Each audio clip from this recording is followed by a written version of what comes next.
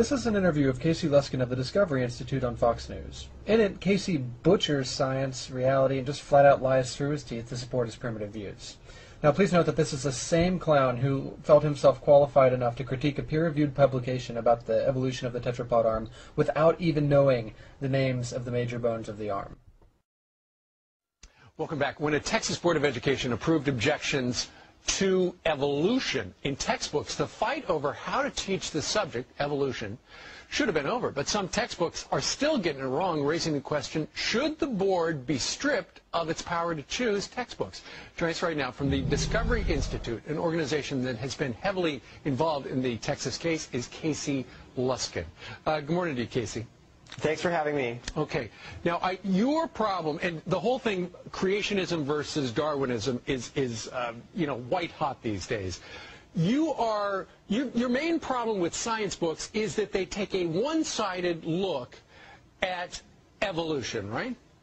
That's exactly right. Unfortunately, the vast majority of biology textbooks today really censor from students any of the science that challenges Darwin.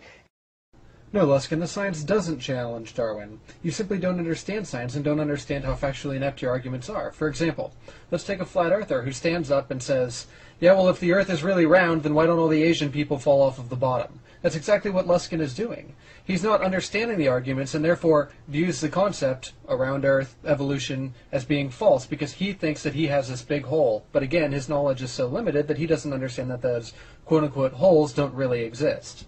This is not about teaching creationism. This is simply about allowing students to hear about some of the evidence that challenges evolution as well as the evidence that supports it. Right, exactly. Now, and you told me during the break about 100% of the mainstream books get it wrong regarding evolution. And for instance, Haeckel's embryos, how do they get that wrong, all the books?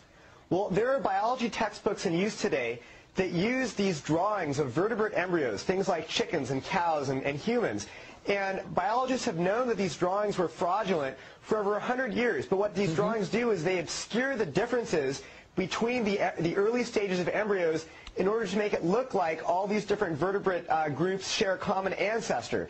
But we've known for hundreds of years, for decades, that these drawings are fraudulent, and they are still in many textbooks that are used today. And we think that students should be getting, the most accurate and objective evidence for evolution, not these fraudulent drawings. Okay, it's time that we address the creationist favorite, Haeckel's embryos. Okay, it's a well-known fact that organisms, while they're developing, converge during their phylotypic stages to appear very similarly. That's really not disputed. Dolphins and snakes both have leg buds, chickens look like humans, it's a fact, it happens. Now, what Haeckel falsely believed was that a vertebrate organism passed through different stages reflecting its evolution. So, for example, he argued that a human being would pass through a stage where it looked like a fish, then an amphibian, then a reptile, then onto the mammals that we are. He based this belief largely on an assumption that DNA couldn't really change, which, by the way, is a creationist favorite. That DNA had certain constraints, and that the embryo was sort of locked into its developmental course, and that modifications happened in the adult human being, or in the adult animal. We now know this to be false. So what Haeckel did was to exaggerate these similarities to demonstrate his point. So think of a caricature, where the prominent features of a person are made much more prominent. Now, note that Haeckel didn't make any of these characteristics or similarities up. They are really all there in the embryos, and they are very similar. That being said, however, exaggerating them still isn't acceptable in science, which is why Haeckel's embryos are viewed the way they are. Note that the ironic thing about this is that Luskin is doing the same exact thing Haeckel did. While Haeckel dishonestly exaggerated the similarities in the embryos, Luskin is dishonestly exaggerating the differences in the embryos. He's doing the exact same thing, although I would argue that what Luskin is doing is more immoral, simply because what Haeckel based his drawings on actually existed. These similarities are there. Whereas what Luskin is doing is he's trying to mislead you into thinking that there are no similarities whatsoever, which is more dishonest because he's fabricating something. Also, for some strange reason, creationists seem to think that Haeckel's embryos are a major source of people accepting evolution, when that's simply not the case. The similarities during development are nowhere near the strongest pieces of evidence supporting evolution, but instead they simply focus on this one thing because that's all that they can grasp at.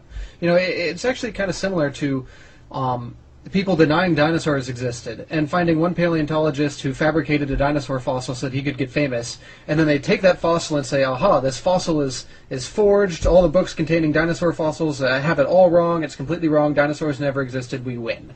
That's exactly what Luskin is doing, and that's exactly what creationists always do. Another example is Darwin's tree of life. I mean, that's what I learned back in the day, but there are holes all punched through that as well. As we learn more and more about the DNA evidence, we're finding that when you take one gene, it gives you one version of the tree of life, but when you use a different gene, it gives you an entirely different version of the tree of life. I'd like to quickly point out that the last bit was a blatant lie. This is something that's been remarkably well studied, and every major gene in every organism not subject to horizontal gene transfer adheres to and completely supports the tree of life. Now, everything from the molecules in your eye helping you see to even snake venom completely adheres to the tree of life and supports it. I'll touch more on this here in 1 second. I'll let Luskin finish. An article in the journal New Scientist recently said that the tree of life is being, quote, annihilated, unquote, by the new DNA evidence. And yet when we look at textbooks, they present the tree of life as if it's an unadulterated fact.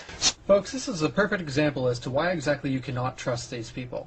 What the article in New Scientist demonstrated was that there was much more horizontal gene transfer early on than what we thought. So what is horizontal gene transfer? Well, it basically happens when two organisms of different species swap genes with each other. This happens mostly in bacteria and lower-level organisms. It's actually one of the major problems with antibiotic resistance in the sense that we all have normal flora and bacteria in our intestinal tracts. Well, what happens when we take antibiotics is that we select for our normal flora that are resistant to those antibiotics because they have the resistant genes. Now what happens later on when we get a pathogenic infection is that the genes, that those resistance genes from our normal flora can actually be passed to the pathogenic bacteria, causing them to become resistant to antibiotics too. So what Casey Luskin is basically doing here is taking the example of New Scientist, which was that there's much more horizontal gene transfer in the lower tree of life than what we previously thought, and he's applying it to the entire tree, as if there's this murkying of the water between amphibians and reptiles and birds and mammals and things like that, which simply isn't the case. If anything, the article in New Scientist applied to the bottom 1/15th of the tree, where the remainder of the tree is perfectly intact. There is no horizontal gene transfer between larger organisms simply because that doesn't happen. Now, as far as why shouldn't that be included in the textbook, do you really think that it's appropriate to be telling a third grader, well, it's not really the tree of life, it's actually the web of life because there's much more horizontal gene transfer in far primitive organisms? No. Sorry, that's simply not appropriate. The tree of life is an appropriate description for the vast majority of the tree and for what's trying to be portrayed here. Luskin simply doesn't count on you being able to know that. So what it comes down to for you is 100%, near 100% of the textbooks get it wrong. You're not taking a side whether evolution is right or creationism right. You're just simply saying if the textbooks are going to be teaching evolution, get it right because everybody's getting it wrong. Well, we don't support the teaching of creationism, but we do support the teaching of good science. And the best science shows that there is a real scientific controversy over this. All right, Casey Luskin joining us from the Discovery Institute in Seattle. Casey, thank you very much. Thank you. There may be some sort of controversy in the land of dishonest troglodytes, but in the scientific community, there is no controversy, and there hasn't been for at least 100 years. Now, what gets me here the most is probably the hypocrisy. So, I mean, here we have a guy who's willing to go on the picture tube and tell lie after lie after lie and butcher science at the same time claiming to have the moral position and preserve science.